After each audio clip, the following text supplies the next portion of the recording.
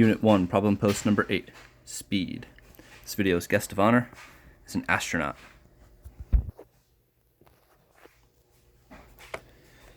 The baseball traveled 350.7 feet in 4.2 seconds. What is the average speed of the ball?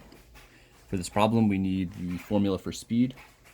Speed is equal to distance divided by time.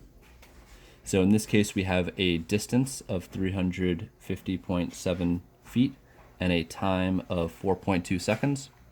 So our speed will be equal to 350.7 feet divided by 4.2 seconds. So we can calculate 350.7 divided by 4.2. And we'll get 83.5. So that will be 83.5 feet per second.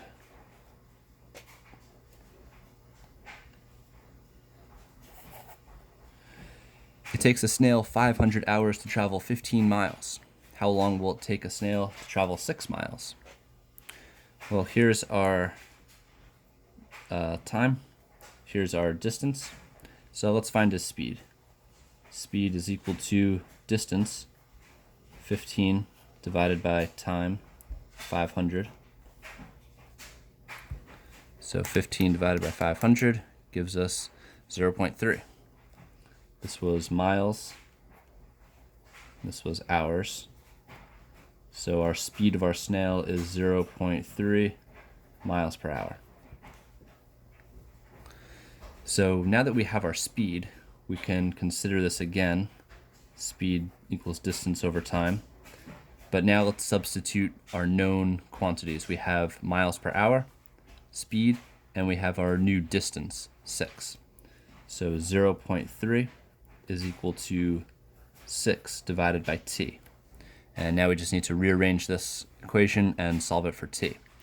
To isolate this variable, I need to get the t out of the denominator, so I'm going to multiply both sides of the equation by t.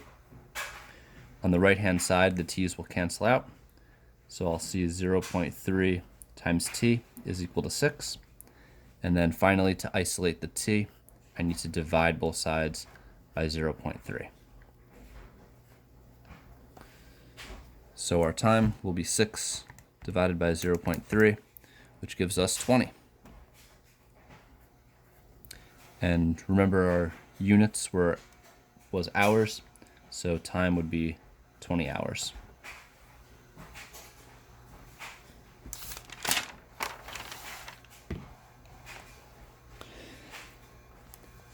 So here they give us another interpretation of the formula. They say distance is equal to the speed multiplied by the time traveled. So let's scratch that down here. We have distance is equal to speed times time.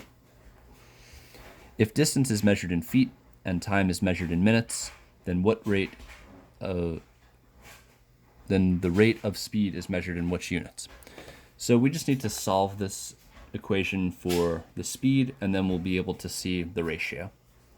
So by dividing both sides by time, we'll cancel out t on the right, and we'll have our equation for speed that we're used to, speed equal to distance divided by time.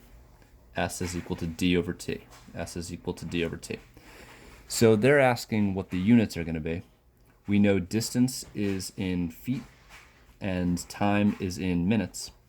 So our speed will be feet per minute.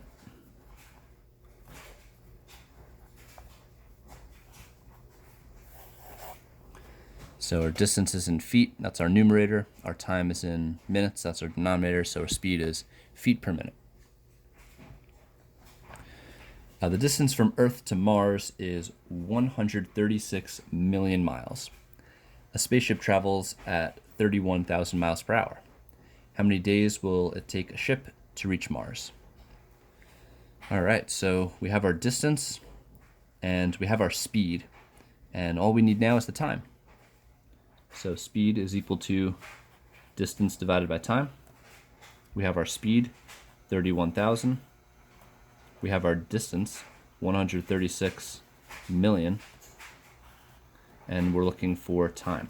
So this one is going to look very similar to the one we did on the last page. We're going to need to multiply both sides of the equation by t, and then once we see that coefficient of 31,000, we'll divide by that coefficient. So I'll start off by multiplying both sides of the equation by t, so that way I get that t right out of the denominator. We don't like variables in the denominator. 31,000 t, because it's multiplied by t, equal to 136 million. And finally, we now have this coefficient of 31,000. We can divide by that coefficient of 31,000. Divide by 31,000. All right, so we have 136 million divided by 31,000. So we get 4,387. Round that to the nearest whole number. So time is equal to 4,387. Now the question was asking for the amount of days, and the speed was given to us in miles per hour. So our answer that we just received is hours. It's going to take 4,387 hours to reach Mars. But how do we convert it to days? Well, we're going to need to do a little bit of conversion. So we know that there are 24 hours is 1 day in 1 day.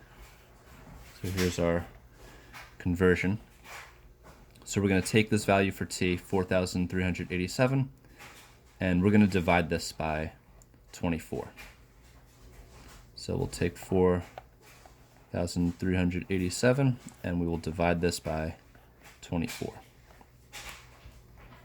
So I have my result divided by 24, 182.7. So about 183 days.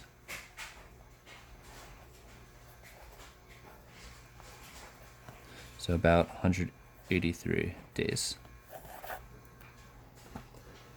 So that's a pretty long trip to Mars, wouldn't you say, Mr. Astronaut, who is now off the page? Be sure to fill out a self-assessment or self-rating. Number 1 through 4, assessing your ability to solve equations involving speed after watching the video.